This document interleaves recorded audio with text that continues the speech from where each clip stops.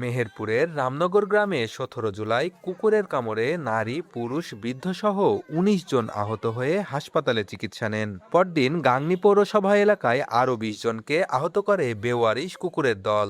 এভাবেই প্রতিনিয়ত কুকুরের কামড়ে জখম হচ্ছে সাধারণ মানুষ। কাউকে একা পেলেই আক্রমণ করছে। কুকুর আতঙ্ক বিরাজ করছে জেলা জুড়ে। এমনকি শিশুদের স্কুলে দিতেও ভয় পাচ্ছেন অভিভাবকরা।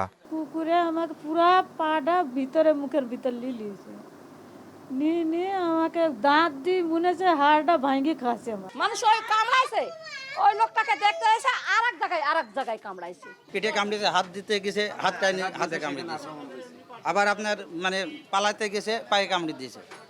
মানে এক একটা রোগীকে প্রায় ৫-৭ জায়গায় কামড়েছে। প্রতিটা পাড়াতেই এমন একটা আক্রমণ যে তার আতঙ্কে আমরা বাড়ির বাইরে আসতে পারছি না। পরিবেশবিদরা বলছে বেওয়ারিশ কুকুর মারতে হলে প্রশাসনের অনুমতি নিতে হবে, আর প্রাণী সম্পদ বিভাগের সঙ্গে পরামর্শ করে কাজ করা হবে বলে জানিয়েছে উপজেলা প্রশাসন।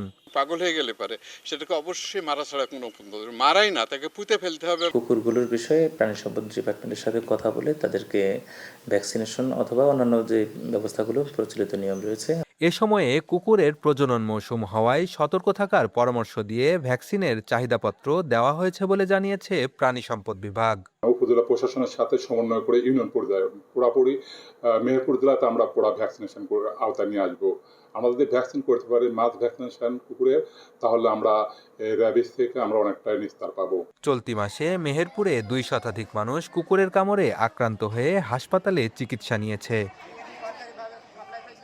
বেন ইয়ামিন, সময় সংবাদ, মেহেরপুর।